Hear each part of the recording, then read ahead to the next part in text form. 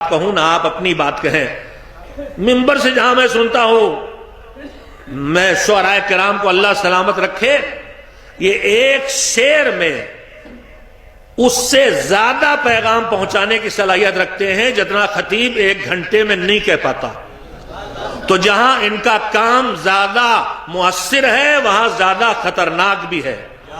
میرے ایک گھنٹے کی تقریر میں اگر بگاڑ کی کوئی بات آئے گی تو ایک آدھ بات آئے گی، مگر ان کا ایک شعر اگر بگاڑ والا آ گیا تو یہ ایک شعر عقیدوں کو بگاڑ جائے گا۔ آج کل حالات بہت خراب ہو گئے ہیں، اس ممبر سے بھی چاہے بطور خطیب کوئی آئے چاہے بطور شاعر کوئی آئے، عجیب و غریب لہجے کی باتیں ہو رہی ہیں، دین کی بنیادی باتوں کا انکار کرنے جیسی صورتحال ہو رہی ہے۔ ابھی میں تنقید نہیں کر رہا، میں اس وقت کی پوری صورتحال کو آپ کی خدمت میں عرض کر رہا ہوں، اور وہ تنقید بھی ہے لیکن تنقید برائے اصلاح ہے، تنقید برائے اصلاح ہے، تنقید اس لیے ہے تاکہ ہم سب اس منبر کی ذمہ داریوں کو ادا کر کے پیغمبر گرامی اور ان کے اہل بیت علیہ السلام کے پیغام کو لوگوں تک پہنچا سکیں۔ ہمارے ائمہ نے ان مجالس کی برقراری کا حکم دیا ہے۔ متعدد ائمہ نے، چھٹے امام، آٹھویں امام خاص کر کے کہا کہ تجلسون و تذکرون، کہ تم بیٹھتے ہو اور ہماری باتیں کرتے ہو۔ بیٹھنے کی جگہ ہی کو مجلس کہتے ہیں، جہاں ان کا ذکر کیا جائے، کہاں بیٹھتے بھی ہیں ذکر بھی کرتے ہیں۔ تو چھٹے امام اور آٹھویں امام کے ارشادات ہیں، فرمایا کہ بیٹھو اور ذکر کرو، فَإِنِّي أُحِبُّ تِلْكَ الْمَجَالِسِ يَا هَذِهِ الْمَجَالِسِ إِنِّي أُحِبُّهَا، یہ جو تمہاری مجلسیں ہیں جن میں تم ہماری بات کرتے ہو، ان سے ہم محبت کرتے ہیں۔ اور آٹھویں امام نے کہا رحم اللہ من احیا امرنا، جو ہمارے امر کو زندہ کرے اللہ اس پر رحمت نازل کرے۔ تو امام سے پوچھا گیا آپ کے امر کا احیاء، آپ کی باتوں کی زندگی کیا ہے؟ فرمایا من تعلم ان يتعلم علومنا ويعلمه الناس، ہمارے کاموں کی زندگی اس میں ہے کہ ہمارے علم کو حاصل کرو اور جو نہیں جانتے ہیں ان تک پہنچاؤ۔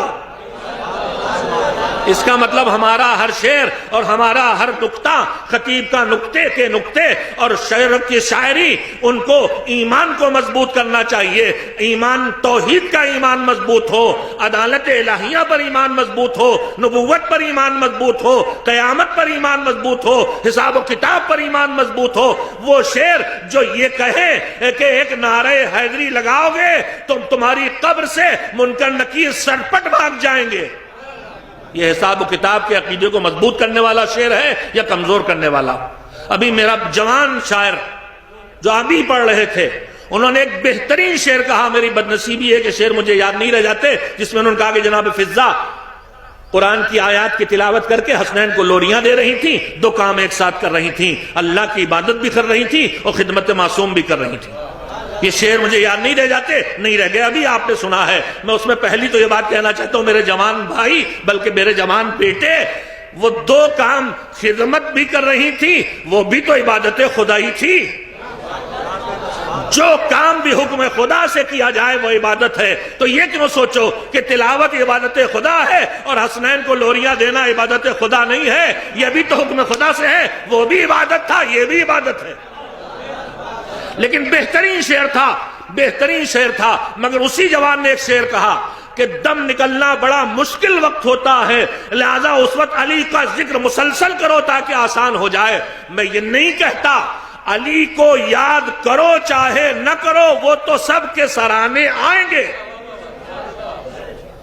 مگر ان کا آنا کسی کے لیے مصیبت بننے والا ہے، کسی کے لیے راحت بننے والا ہے۔ خالی علی علی کرنے سے کام نہیں بنے گا، ایسے بنو کہ ان کا آنا مصیبت نہ بنے، ایسے بنو کہ ان کا آنا راحت بنے۔